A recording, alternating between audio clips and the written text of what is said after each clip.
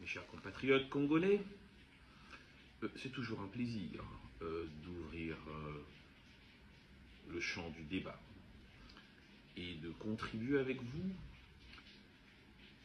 à une mise en lumière de la vérité face à un débat totalement pollué. La question principale que je voudrais avant toute chose vous poser est celle de savoir, et que chacun réponde dans son fort intérieur face à sa conscience, mais que chacun nous dise la vérité de sa conscience. Sommes-nous, en tant que Congolais, suis-je, en tant que Congolais, libre? Ai-je la souveraineté qui me donne le droit de penser que je peux réfléchir sur ce que je veux faire de mon avenir, sur ce que j'entrevois comme perspective pour mon pays, pour ma nation? Ai-je ce droit en tant que Congolais? Si la réponse est non, cela voudrait dire que pour certains, la servitude volontaire est une voie d'émancipation. Servitude volontaire au sens de la Boétie. Ce qui serait tout de même étonnant, puisque nous sommes dans un système irrévocablement démocratique. Mais je pense que l'essentiel des Congolais, comme moi, pensent que cette liberté inaliénable qui nous est donnée d'avoir des opinions, d'avoir des droits sur notre autodétermination, notre souveraineté, nous donne définitivement le droit de décider si oui ou non nous pouvons réfléchir sur la manière de construire et de faire avancer notre pacte social, notre pacte républicain. Je parle ici de notre Constitution. C'était la question principale. Et je pense que pour beaucoup parmi vous, amoureux de la liberté, détenteurs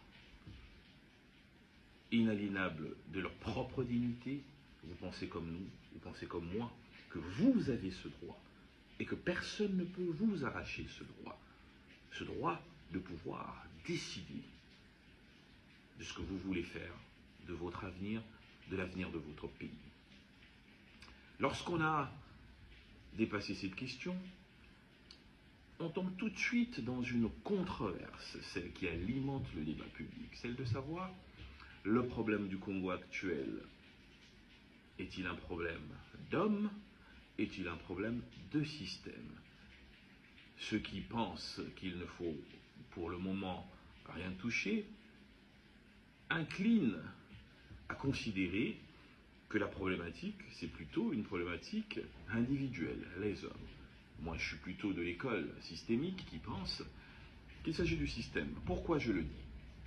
Parce que les hommes, on les essaye à répétition depuis très longtemps. On a eu tellement de gouvernements, on a eu tellement de présidents finalement, on a eu tellement de régimes que s'il ne s'agissait que des hommes, je pense qu'on le saurait.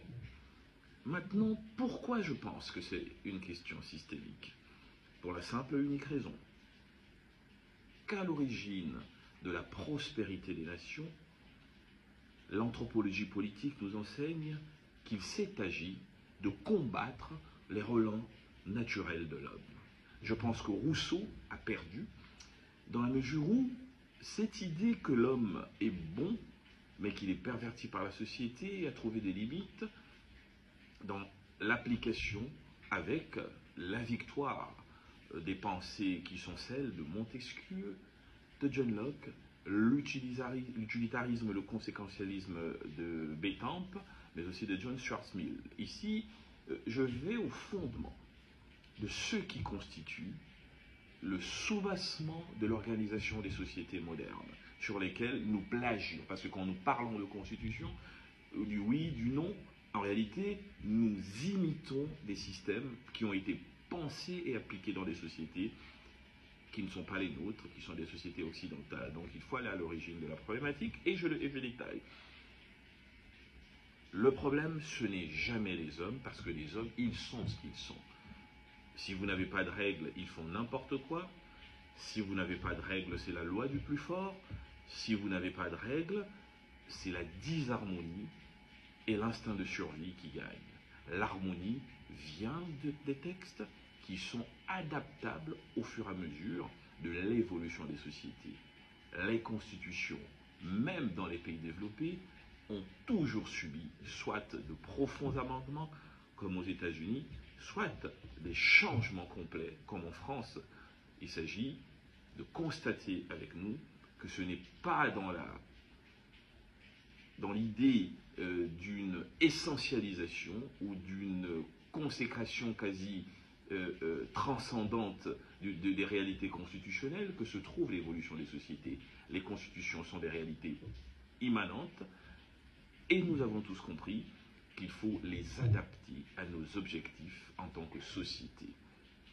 Et ici, l'enjeu pour nous, c'est de tirer le meilleur parti de cette opportunité.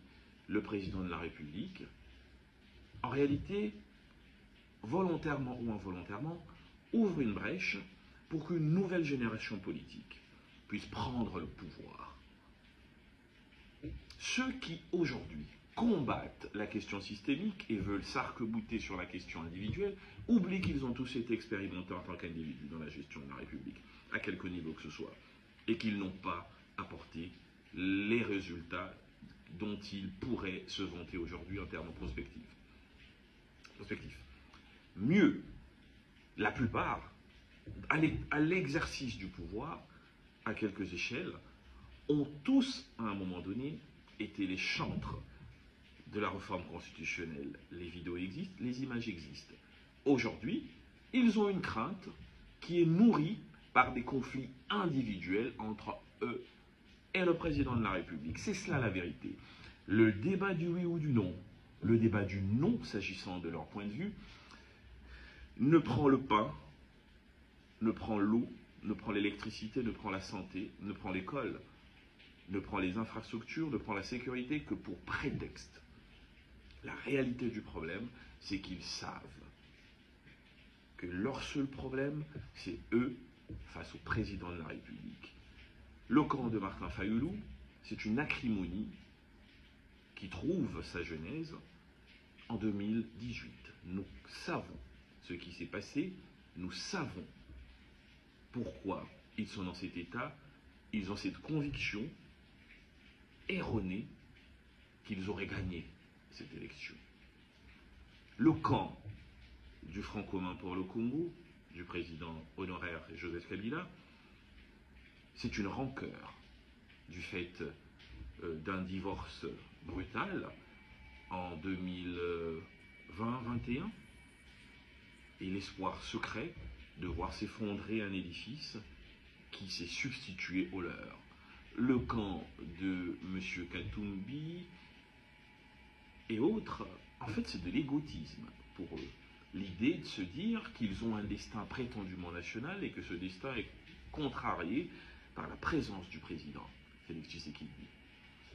Un changement de constitution, une réforme constitutionnelle en profondeur mettra automatiquement à la retraite tous ces gens.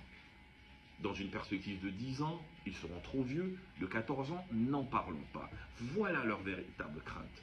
Et voilà l'opportunité de la nouvelle génération. Profiter de cette réforme constitutionnelle pour mettre à la retraite toute cette vieille classe politique. En fait, le président de la République, je le pense et j'en suis convaincu, ne veut pas céder le pouvoir à la génération qui est la sienne. Je pense que le président ne fait pas confiance à sa génération et il travaille pour le renouvellement. Regardez la promotion qu'il a faite durant ces 5 dernières années d'une nouvelle génération. Et je crois que le bouquet final de cette stratégie du président, c'est le revirement qu'il veut faire opérer à notre pays dans le cadre de cette réforme constitutionnelle qu'il prend comme son cheval de bataille à l'amorce de son nouveau mandat. C'est créer une nouvelle classe politique avec un nouveau système politique qui permettra un héritage plus crédible, encourageant le changement de constitution. L'enjeu pour nous, c'est de tirer le meilleur parti de cette opportunité. Le président de la République, en réalité, volontairement ou involontairement, ouvre une brèche pour qu'une nouvelle génération politique puisse prendre le pouvoir. Ceux qui, aujourd'hui, combattent la question systémique et veulent s'arc-bouter sur la question individuelle, oublient qu'ils ont tous été expérimentés en tant qu'individus dans la gestion de la République, à quelque niveau que ce soit, et qu'ils n'ont pas apporté les résultats dont ils pourraient se vanter aujourd'hui en termes prospectifs.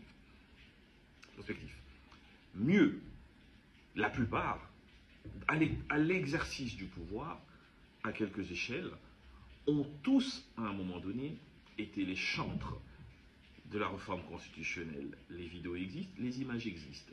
Aujourd'hui, ils ont une crainte qui est nourrie par des conflits individuels entre eux et le président de la République. C'est cela la vérité. Le débat du oui ou du non, le débat du non, s'agissant de leur point de vue, ne prend le pain, ne prend l'eau, ne prend l'électricité, ne prend la santé, ne prend l'école, ne prend les infrastructures, ne prend la sécurité que pour prétexte. La réalité du problème, c'est qu'ils savent que leur seul problème, c'est eux face au président de la République. Le camp de Martin Fayoulou, c'est une acrimonie qui trouve sa genèse en 2018. Nous savons ce qui s'est passé, nous savons pourquoi ils sont dans cet état, ils ont cette conviction erronée qu'ils auraient gagné cette élection. Le camp du Front commun pour le Congo, du président honoraire Joseph Kabila, c'est une rancœur du fait d'un divorce brutal en 2020-21 et l'espoir secret de voir s'effondrer un édifice qui s'est substitué au leur. Le camp de M. Katumbi et autres, en fait, c'est de l'égotisme pour eux. L'idée de se dire qu'ils ont un destin prétendument national et que ce destin est contrarié par la présence du président Félix Tshisekedi. Un changement de constitution, une réforme constitutionnelle en profondeur mettra automatiquement à la retraite tous ces gens.